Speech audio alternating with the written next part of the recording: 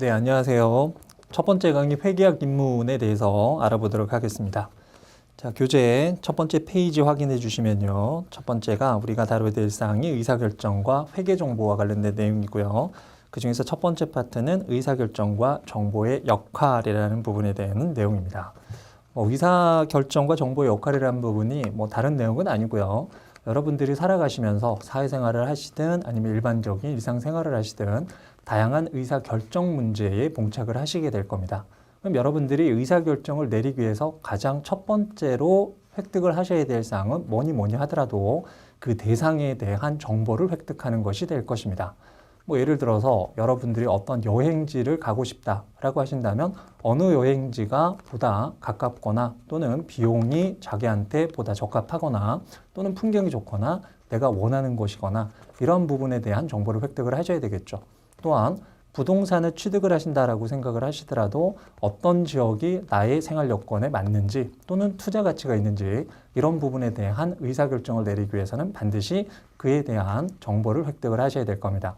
하물며 경제적인 의사결정을 내리게 되는 예를 들어서 주식에 투자를 한다거나 채권에 투자를 한다거나 이런 의사결정에 있어서는 반드시 해당되는 즉 기업이 되겠죠. 그러한 기업들에 대한 정보를 입수하실 필요가 있을 겁니다. 이러한 정보를 나타내는 부분을 우리가 회계정보라고 얘기를 하게 되는 부분이고요. 여러분들한테 나눠진 원고에서도 의사결정 과정에서 정보의 역할과 관련된 사항인데 매우 다양한 부분에 대해서 의사결정 부분에 직면을 하게 되고 거기에 따라서 여러분들이 정보를 획득함에 따라서 올바른 의사결정을 내릴 수 있게 될 것이다 라는 부분을 말씀을 드리고 있는 사항이에요. 우리가 주로 다루게 될 사항은 이 회계라는 곳은 결과적으로는 이 기업과 관련된 사항입니다. 그럼 그 기업에 투자를 하기 위해서는 그 기업과 관련된 정보를 필요하게 될 것이고 기업이 투자 의사결정에 맞는 정보를 전달하는 역할을 바로 이 회계라는 부분이 수행을 하고 있다. 이렇게 말씀을 드릴 수가 있을 것 같아요. 그래서 첫 번째 나오는 의사결정과 정보의 역할이라는 부분은 의사결정을 내리기 위해서는 정보라는 부분이 필요하다. 그리고 우리가 다뤄 나가게 될 회계라는 부분은 주로 경제적 의사결정과 관련된 사항이다. 이렇게 생각을 해주시면 될 것 같습니다. 자, 두 번째로 가시고요. 두 번째 테마로 보셔야 될 사항은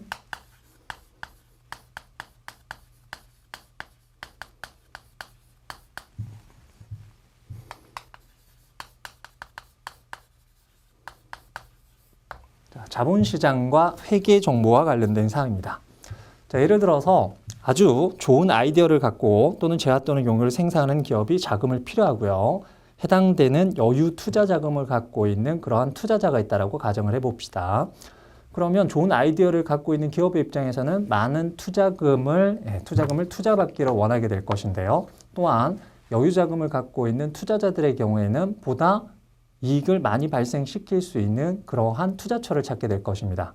근데 이 상호 간에 연결고리가 잡히지 않았을 경우에는 기업들 입장에서는 투자금을 획득하지 못할 가능성이 높고 투자자의 경우에도 올바른 투자처를 찾기 어려운 경우가 나올 수가 있겠죠.